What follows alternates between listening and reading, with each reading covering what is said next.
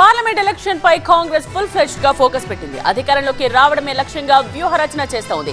Schedule కన్నా ముందే అభ్యర్థుల ప్రక్రియకు గ్రీన్ సిగ్నల్ ఇచ్చేసింది.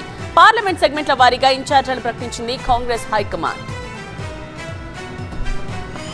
Karnataka, Telangana next what, why not AP అనే నినాదం ఆల్రెడీ తెరపైకి వచ్చింది. ఇప్పుడు సెంట్రల్ పవర్ ను లాక్ చేయడంపైనే కాంగ్రెస్ ఫోకస్ పెట్టింది. 400+ అంటున్న బీజేపీ మిషన్ కు ధీటుగా కాంగ్రెస్ హైకమాండ్ వ్యూహాలకు పదును పెడుతోంది. ఇప్పటికే ఇండియా కూటమి పేరిట సుమారు 30 పార్టీలను ఒక జట్టుగా చేర్చింది.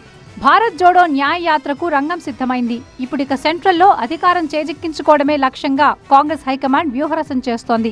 ఎన్నికల షెడ్యూల్ కన్నా ముందే అభ్యర్థులను ఖరారు చేయడంపై ఫోకస్ పెట్టారు టీం హైకమాండ్. తెలంగాణ సహా పలు రాష్ట్రాలకు ప్రదేశ్ ఎలక్షన్ కమిటీలను ప్రకటించిన కాంగ్రెస్ తాజాగా 2 తెలుగు రాష్ట్రాలతో పాటు దేశవ్యాప్తంగా వివిధ రాష్ట్రాలకు పార్లమెంట్ నియోజకవర్గాల కోఆర్డినేటర్లను ప్రకటించింది. తద్వారా క్షేత్రస్థాయిలో పార్టీ కార్యక్రమాలను మరింత చురుగ్గా నిర్వహించేందుకు వీలవుతుందని భావిస్తోంది. సంతానలేమి సమస్యతో బాధపడుతున్నారా? చింతించకండి. సుమారు 90,000 జంటలకు ఆనందం నింపింది ఓఎస్ఎస్ ఫర్టిలిటీ. ఈ రోజే 7825893600 కి కాల్ చేయండి. సంతానోత్పత్తి చికిత్సపై భారీ డిస్కౌంట్లు పొందండి. గుడ్ న్యూస్ చెప్పండి. తెలంగాణ అసెంబ్లీ ఎన్నికల సమయంలో అనుసరించిన వ్యూహాలను లోక్సభ ఎన్నికల్లోనూ అమలు చేయాలని భావిస్తోంది కాంగ్రెస్. అభ్యర్థుల ఎంపికతో పాటు ఎన్నికల ప్రచారం నిర్వహించేందుకు వీలుగా పార్లమెంట్ కోఆర్డినేటర్లను నియమించి వారికి బాధ్యతలు అప్పగించింది. తెలంగాణలో 17 సెగ్మెంట్లకు ఇన్ఛార్జీలను ఖరారు చేసింది. సీఎం రేవంత్ రెడ్డికి చేవెళ్ల, మహబూబ్ నగర్, డిప్యూటీ సీఎం భట్టి విక్రమార్కకు సికింద్రాబాద్, హైదరాబాద్ నియోజకవర్గాల బాధ్యతను అప్పగించారు. ఖమ్మంలో 10కి 10 గెలిపిస్తామని సవాల్ చేసిన పొంగులేటికి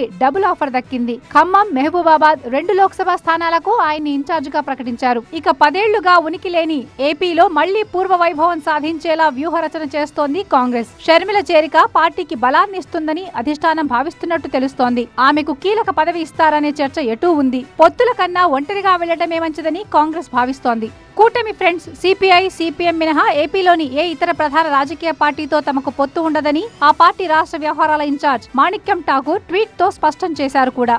ఏపీలో పవర్లోకి రావడం సహా 25 లోక్సభ స్థానాల్లో మాక్సిమం హస్తగతం చేసుకోవాలని భావిస్తోంది కాంగ్రెస్. తెలంగాణలో కలిసొచ్చిన మార్పు నినాదాన్ని ఏపీలోనూ అస్త్రంగా ప్రయోగించే దిశగా ప్రణాళికకు పదును పెడుతున్నారు. తెలంగాణ తరహాలోనే ఏపీలోని 25 పార్లమెంట్ స్థానాలకు ఇన్ఛార్జీలను ప్రకటించింది కాంగ్రెస్ హైకమాండ్.